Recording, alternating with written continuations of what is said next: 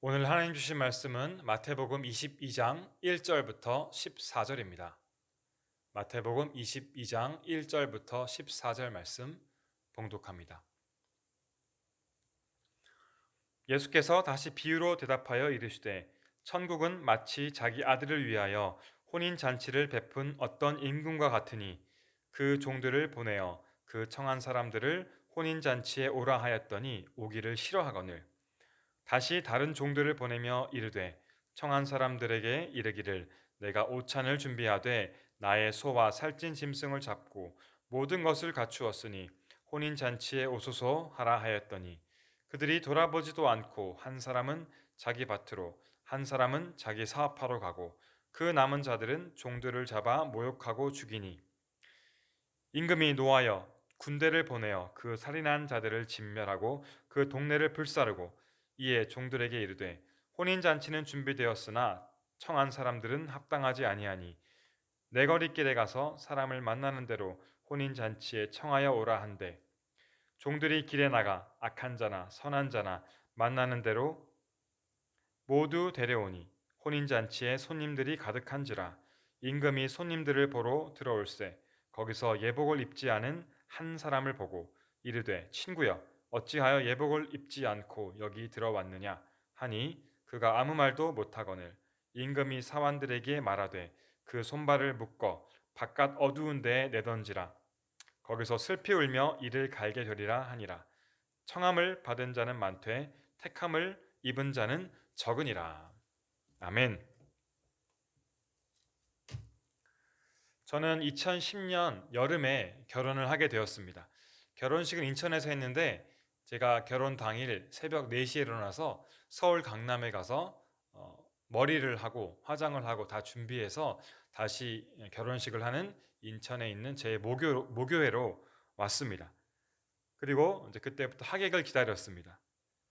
그리고 이제 결혼식을 마치고 나서 또 사진을 찍고 또 하객들에게 인사도 하고 또 친척들에게 또한 인사도 하고 이렇게 되니까 모든 것이 다 끝나게 되니까 3시쯤 되었더라고요. 그래서 그때 정말 늦은 점심을 먹었습니다. 그때까지 아무것도 못 먹었는데 정말 힘들었는데 밥을 이렇게 늦게 먹었던 기억이 있습니다. 그리고 이제 다 끝나고 정리하고 호텔에 들어갔더니 저녁 시간이 되었습니다. 제가 전날부터 잠도 잘 못 자고 하루 종일 이렇게 강행군을 하였더니 정말 육체적으로 너무나 피곤한 그런 결혼식이었습니다. 그런데 그럼에도 불구하고 그날은 정말로 저에게 기쁜 날로 기억이 남아 있습니다. 저는 결혼식을 준비하면서 제 친구들과 지인들에게 청첩장을 보냈습니다. 그리고 그들이 꼭 결혼식에 오기를 기대하고 고대하면서 그 결혼식을 기다렸습니다. 저는 결혼식 당일에 바쁜 중에서도 내 친구 누가 왔을까? 내가 아는 친척들, 지인 누가 왔을까? 이렇게 계속 이렇게 체크했던 것 같습니다.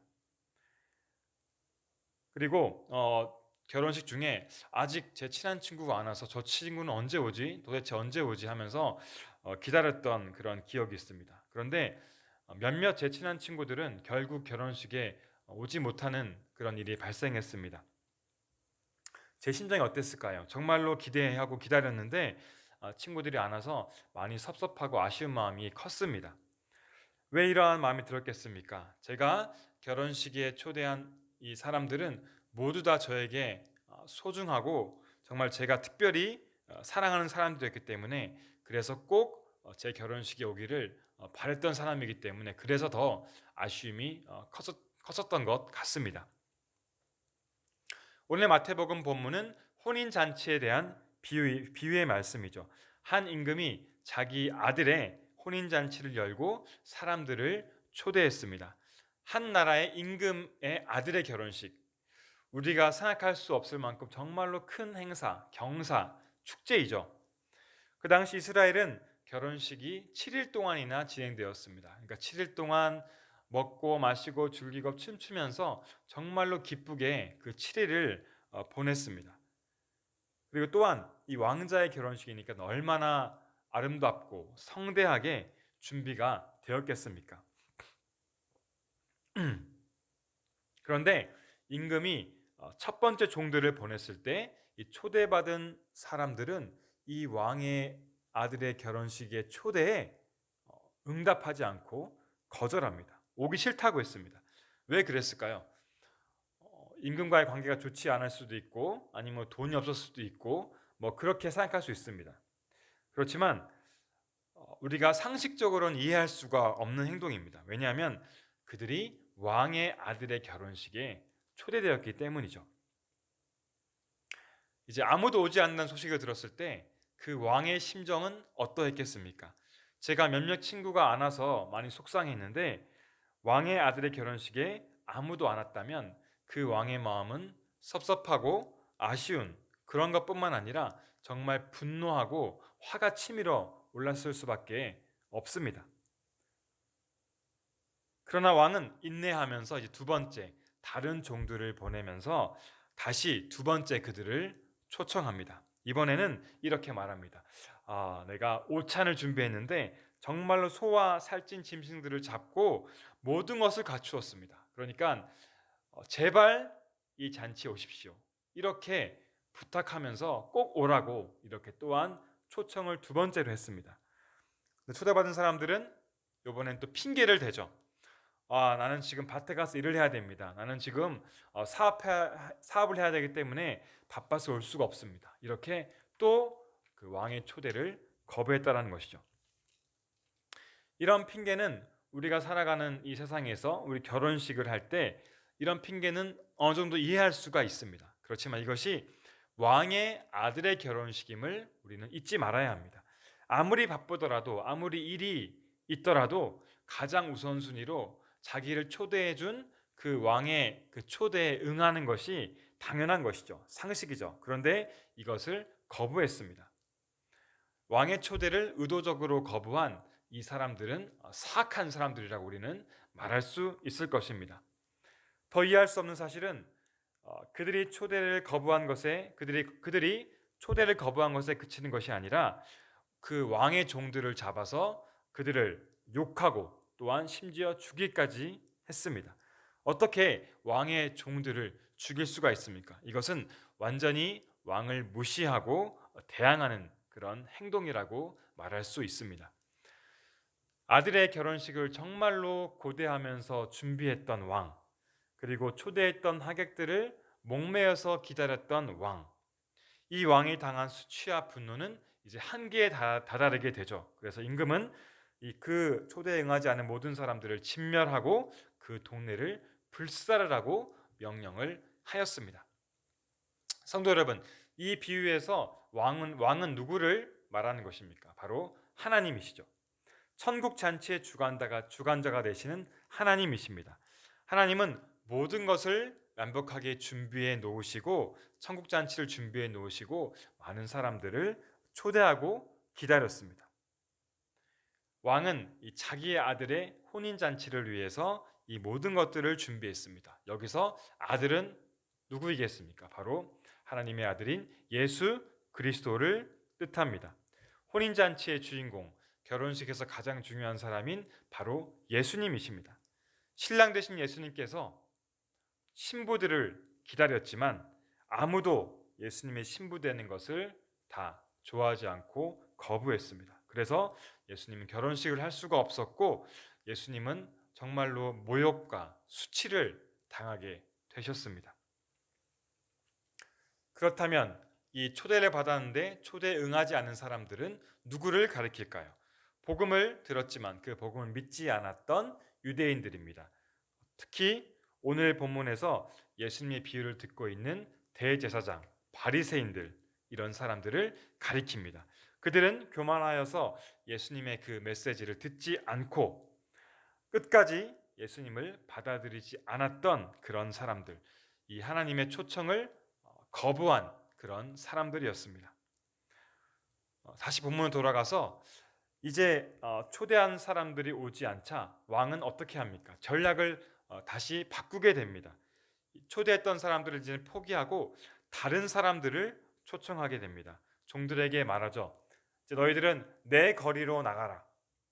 내 거리로 가서 모든 사람들을 만나는 대로 혼인잔치에 초청하라고 이렇게 명령합니다. 네 거리는 세상의 모든 사람들을 지칭하는 표현입니다. 악한 자나 선한 자나 아무나 어떤 사람이든 간에 다 이 혼인잔치에 초청하라는 명령을 하셨습니다. 이 명령을 통하여서 많은 사람들이 혼인잔치에 오게 되었고 이 혼인잔치장은 많은 사람으로 북적거리게 되었습니다. 하나님은 마지막 방법으로 모든 사람들을 혼인잔치에 초청했다는 것이죠. 이제 이방인들을 초청했습니다. 선한 자, 악한 자, 그 누구나 상관하지 않고 모두를 혼인잔치에 초청해 주셨습니다. 이 두 번째 혼인잔치의 초대는 세상의 모든 사람들을 향한 초청입니다. 어느 누구나 이 초대를 받을 수가 있죠. 왕이신 하나님께서 예수님의 이 거룩한 결혼식에 모두를 초청해 주셨습니다. 이 초대는 예수님의 그 시대부터 지금 우리 현재의 시대까지 계속해서 하나님께서 많은 영혼들을 혼인잔치에 오라고 초청하고 계시고 있습니다. 여러분들도 어떤 누구를 통하여서 이 복된 소식을 들었기 때문에 초대장을 받았기 때문에 이 예배의 자리에 있을 거라고 믿습니다. 예수님의 복음의 초대장이 유대인들에게 뿐만 아니라 이제는 세상의 모든 백성들에게 전달이 되었습니다. 사랑하는 성도 여러분, 오늘 말씀은 예수 그리스도의 결혼식에 초대하는 하나님의 음성, 하나님의 사랑의 메시지임을 기억하십시오. 하나님께서는 우리를 혼인잔치에 초청해 주시는 분입니다. 우리를 그 천국 잔치에 초청해 주시는 분이십니다. 우리는 반드시 기억해야 됩니다. 우리는 왕 되신 하나님으로부터 초대를 받은 그런 사람들입니다. 그러니까 우리가 사람도 아니고 전능하신 하나님께서 우리를 그 잔치에 초청해 주었으니 얼마나 우리 마음이 기쁘고 얼마나 영광스러운 일입니까? 우리는 이 하나님의 초대에 어떻게 응답해야 되겠습니까? 어떻게 초대받은 사람답게 우리가 살아갈 수 있겠습니까? 네, 여러분, 혼인잔치에 참석한 사람들의 특징이 무엇입니까? 혼인잔치에 참석한 사람들은 기쁨을 가지고 참석하죠. 즐거움이 넘칩니다. 웃음이 끊이지 않고 사랑의 교제가 넘쳐납니다. 마치 천국에 있는 것과 같은 그런 환희와 기쁨을 누리게 됩니다. 우리가 결혼식에 참석할 때 울상을 짓거나 슬퍼하거나 울 수 있습니까? 우리가 또한 화를 낼 수 있습니까? 그러면 우리가 하나님의 초청에 참여하는 그 사람이라면 기쁨이 있어야 합니다. 하나님께 영광을 돌리고 감사, 감격이 넘치는 그런 삶으로 우리가 살아가야 한다는 것을 보여주고 있는 그런 말씀입니다.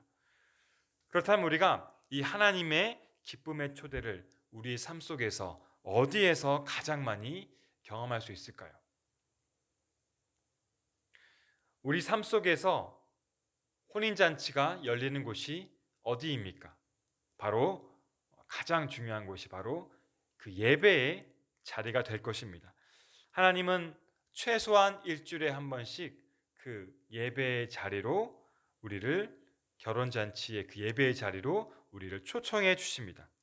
이 예배를 통해서 우리는 기쁨을 하나님께 보여줍니다. 기쁨으로 하나님을 찬양하고 기쁨으로 말씀 듣고 기쁨으로 교제하는 시간으로 하나님께 드려야 한다는 것이죠. 혼인잔치에 초대받았는데 우리가 슬퍼하거나 불평불만하거나 찌푸리고 앉아 있을 수가 없습니다. 예수님의 결혼식에 우리가 초대받았는데 얼마나 감격스럽고 얼마나 영광스러운 일입니까? 예수님의 신부로 초대되어 우리는 예수님과 함께 축제의 그 예배를 하나님 앞에 올려 드려야 할 것입니다. 우리가 교회 예배에 오는 것, 우리가 교회에 나오는 것, 우리의 걱정과 근심을 가지고 나올 수 없다라는 것이죠. 불평과 불만으로 올 수가 없습니다. 하나님의 초대에 우리는 항상 기쁜 마음으로, 즐거운 마음으로 나와야 할 것입니다. 영광스러운 이 자리에서 세상의 모든 것들을 다 내려놓고 하나님만 바라보고 나아가야 합니다. 지금 코로나 시대 때 예배가 드리는 것이 참으로 어렵죠. 여러 가지 제약들이 있는 것은 사실입니다. 하지만 하나님이 우리에게 예배를 통하여서 천국 잔치로 초대해 주신 그 이 사실 하나만은 변함이 없습니다. 그러므로 이 예배의 본질은 변하지 않는다는 것입니다. 그 초대에 우리가 기쁨으로 응답하기를 원합니다. 교회에서 드리던 집에서 온라인 예배를 드리던 똑같습니다. 우리가 이 예배를 통하여서 감사와 기쁨의 축제를 하나님께 드려야 합니다. 그래서 하나님께 영광 돌리는 성도가 되어야 할 것을 간절히 믿습니다. 또한 혼인잔치에 초대받은 사람들은 어떻습니까? 그 삶의 예배에서도, 즉 교회 밖에서도 동일하게 천국 잔치의 기쁨으로써 영광의 초대를 받은 그 사람답게 살아가야 할 것입니다. 우리가 하나님의 초대장을 받아 천국의 백성으로 살아가게 되었으니 이로 인하여서 너무나 기뻐하고 즐거워하면서 하나님께 영광을 돌리는 삶으로써 교회에서든 교회 밖에서든 동일하게 이런 삶을 살아야 할 것을 우리는 꼭 기억하기 원합니다. 하나님께서는 우리의 모든 예배를 보고 계십니다. 우리가 교회에서 드리는 예배, 우리가 개인적으로 드리는 예배, 우리가 가정에서 드리는 가정 예배, 또한 우리의 삶의 모든 예배를 하나님께서는 동일하게 우리를 보고 계십니다. 어느 곳에서나 천국을 소유한 사람으로서 복음의 감격으로서 기쁨으로써 찬양하는 그런 예배자의 삶을 사시기를 예수님의 이름으로 간절히 축원합니다. 또 하나 우리가 예배의 자리에 참여하는 우리에게 꼭 필요한 것이 또 하나 있습니다. 오늘 본문을 보게 되면 11절 그 이후의 말씀에 우리가 주목하기 원합니다. 초대받은 자 중에서 예복을 입지 않은 한 사람이 있었죠. 이 사람이 예복을 입지 않고 있었습니다. 이렇게 물어보죠. 너는 어찌하여 예복을 입지 않고 있느냐? 그러자 아무런 대답이 없습니다. 임금은 그를 어두운 데로 내쫓았다고 성경은 말하고 있죠. 여러분, 예복을 입지 않는 사람은 누구를 가리키는 것일까요? 왕의 초대에 응답하여서 그 혼인잔치에 참여했습니다. 여기까지는 잘한 일이죠. 그런데 이 혼인잔치에 참여할 준비가 되어 있지 않은 그런 사람입니다. 당시 왕의 초대를 받은 사람들에게는 예복이 주어졌습니다. 그러니까 그 잔치집에 갈 때 반드시 이 예복을 입고 가야만 했습니다. 예복을 입지 않는다는 것은 왕을 존중하지 않고 왕을 무시하는 그런 태도입니다. 여기서 예복은 무엇을 뜻하는 것일까요? 예수 그리스도의 보혈로 대속함을 받은 그런 사람을 말하는 것이죠. 그 은혜와 사랑을 입고 살아가는 사람, 즉 예수님을 믿음으로써 거듭남을 경험한 사람을 가리킵니다. 천국 잔치에 참여하기 위해서는 반드시 예수님으로 거듭남을 가지고서 참여해야 된다는 것을 말씀하고 있습니다. 악한 자나 선한 자나 모든 사람들이 결혼식에 참여하여서 이 결혼식장이 북적거렸습니다. 하지만 이 모든 사람들이 천국 백성이 아니었다라는 것이죠. 교회에서도 정말로 수많은 사람들이 와서 예배를 드립니다. 하지만 이들 모두가 천국에 갈 수 있는 것은 아니죠. 그 중에 하나님께 합당한 사람이 있고 합당하지 않은 사람들이 있습니다. 알곡도 있고 쭉정이들이 있습니다. 찬송가 예수 십자가에 흘린 피로써 그 찬송가의 3절 가사가 이렇게 시작됩니다. 주님 예수 다시 올 때 그대는 영접할 예복이 있는가? 그대 몸은 거룩한 곳 천국에 들어갈 준비가 돼 있는가? 이렇게 찬양 가사가 써 있습니다. 예수 그리스도의 보혈이 묻어 있는 자, 이 믿음으로 새롭게 예복을 입은 자들로 살아가야 한다는 것을 말씀하고 있죠. 우리가 하나님의 초대 예배에 참여할 때 반드시 예수 그리스도의 보혈에 의해서 거듭난 사람으로서 그 잔치에 참여해야 한다는 것을 말씀하고 있습니다. 성도 여러분, 예배는 이 땅에서 우리 성도들에게 주어진 가장 큰 하나님의 축복입니다. 가장 큰 하나님의 초대 장소가 바로 교회입니다. 교회 예배입니다. 이 예배에 우리는 어떻게 해야 되겠습니까? 반드시 그냥 초대받았으니까 오는 것이 아니라 반드시 거룩한 예수님의 그 예복을 입고 나와야 한다는 사실을 잊지 마시기 바랍니다. 예수 그리스도로 거듭난 모습으로 예수님으로 인해 기쁨과 감격으로써 환희에 차서 예배를 소망하면서 여기에 나와야 한다는 것이죠. 이것이 왕의 초대에 대한 최고의 응답입니다. 하나님이 가장 기뻐하시는 성도들의 모습이라고 저는 확실히 믿습니다. 오늘 14절에 마지막으로 이렇게 말씀합니다. 청함을 받은 자는 많되 택함을 입은 자는 적으니라. 아멘. 하나님께서 과거부터 지금까지 수많은 사람들에게 이 예수 그리스도의 그 복음의 사랑의 메시지를 초대장을 보냈습니다. 하지만 하나님의 뜻에 맞게 택함을 얻은 자는 많지 않다라는 것이죠. 이 말씀을 정말로 하나님께 기도하면서 두려운 마음으로 받기를 원합니다. 하나님께서 우리에게 그 천국 복음의 메시지를 주셨습니다. 그리고 하나님께서는 우리가 예수님에 대한 믿음으로써 그 초대에 참석하기를 애타게 기다리고 계십니다. 사문교회 성도 여러분, 하나님의 초대에 어떻게 해야 되겠습니까? 우리가 먼저 정말 기쁨과 감사로 그 자리에 나아가시고 참여해야 합니다. 그리고 예수 그리스도로 새롭게 거듭나서 하나님께 택함을 받는 거룩하고 복된 성도가 되시기를 예수님의 이름으로 간절히 축원합니다. 이제 2021년이 다 지나가고 있고 이제 며칠이 있으면 2022년이 시작됩니다. 2022년 정말로 예배의 자리를 사모하십시오. 예배를 기뻐하고 감격으로 예배에 나오시기 바랍니다.